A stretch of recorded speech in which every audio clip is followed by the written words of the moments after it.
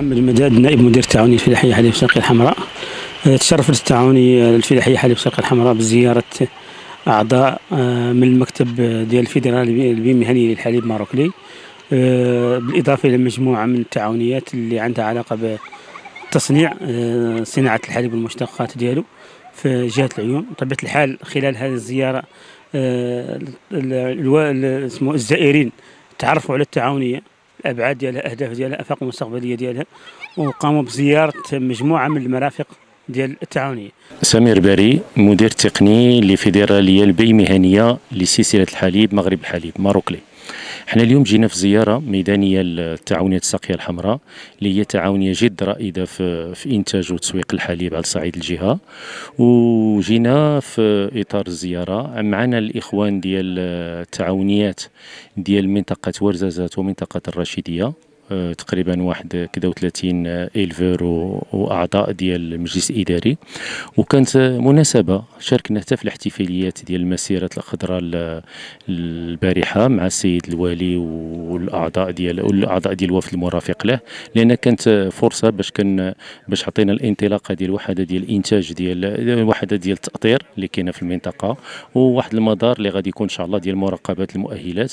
وهذا الشيء كامل كيصب إن شاء الله باش غادي يكون عندنا شواهد الأصل ديال البقر ديالنا اللي كيكون هنا في المنطقه اللي تابع لجميع الاعضاء ديال الفيدراليه.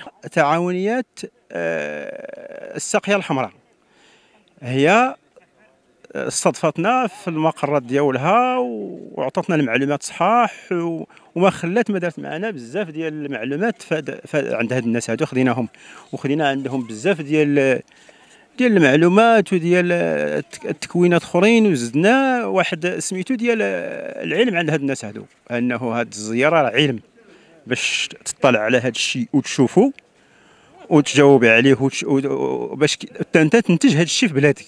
هاد الناس عطاوك باش تنتج هاد الشيء في بلادك، ماشي باش يكونوا زعما راك انت غتكون ضدهم ولا شي حاجه. عطاوك هاد الشيء، قال لك اللي كاين هنا حاول باش ديرو ودير اكثر. اللي خصاتك شي حاجه حنا معاك تعاونوا فيها، حنا معاك، سول طلب اي حاجه خصاتك، حنا موجودين. بسم الله الرحمن الرحيم. ماموني علي محمد، رئيس تعاونيه حليب زيز الرشيديه جهه درعا تافيلالت، في اطار الشراكه التي تربط التعاونيه بمغرب حليب.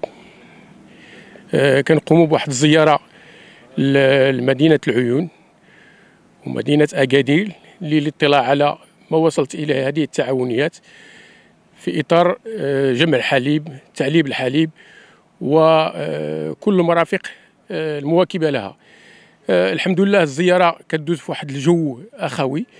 هاد الناس الله يجزيهم بخير عطاونا مجموعة من التعليمات ومجموعة من التوضيحات في إطار التقدم ديالهم في هذا المسار هذا، في إطار جمع الحليب وتعليبه.